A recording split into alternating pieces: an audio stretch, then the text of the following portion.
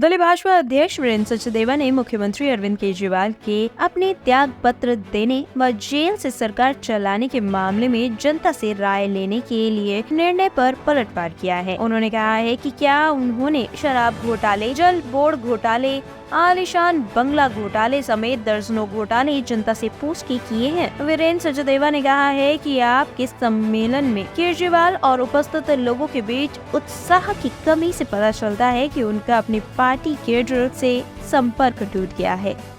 अरविंद केजरीवाल कह रहे हैं कि हम जनता की मर्जी के बिना कुछ नहीं करते, दिल्ली की जनता तय करे कि हमें क्या करना है। मैं अरविंद केजरीवाल से पूछना चाहता हूँ कि शराब में करोड़ों रुपए का घोटाला करने की दिल्ली की जनता ने कहा था कि शराब की नीति बदलो, ये दिल्ली की जनता ने कहा था। या शीश महल, जो राजमहल आपने बनाया है 52 करोड़ रुपए उसकी साज सज्जा पे खर्च किए हैं, उसके लिए दिल्ली की जनता ने कहा था। डीटीसी का घोटाला हो, पैनिक बस बटन घोटाला हो, राशन कार्ड का घोटाला हो, ये सब दिल्ली की जनता ने कहा था आपको करने के लिए। दिल्ली की जनता ने आपसे कहा कि डीटीसी बस कर्मियों की पेंशन मत दो। दिल्ली की जनता ने आपसे कहा कि समग्र शिक्षा अभियान में जो बहनें काम कर रही हैं उनको 1-1 साल से तनख्वाह मत दो। दिल्ली की जनता ने आपसे कहा कि पैरामेडिकल स्टाफ जो धक्के खा रहा है सड़कों पर, उनकी तनख्वाह रोक दो।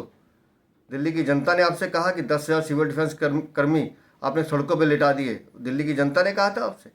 अरविंद केजरीवाल, आपके रग रग में भ्रष्टाचार है, खून है। आपको भ्रष्टाचार की लत लग चुकी है। हर समय आपको ये सोचता है कि पैसे कैसे कमाए जाए। दिल्ली की जनता क्या चाहती है मैं आपको बताता हूँ। दिल्ली की जनता चाहती है अपने राजमहल के दरवाजे खोलो, अपने अय्याशी का जो सामान आपने इकट्ठा किया वो दिल्ली की जनता को दिखाओ ताकि सच समझ में आए सामने दिल्ली की जनता के। और दिल्ली की जनता अपना मन बना चुकी है। 2024 में माननीय मोदी जी तीसरी बार प्रधानमंत्री बनेंगे। दिल्ली के 7 सीटें भारतीय जनता पार्टी जीतेगी। आप लगाइए जोर कितना लगाते हैं Arvind Kejriwal. Top story bureau के लिए दिल्ली से रवि डालमिया की रिपोर्ट।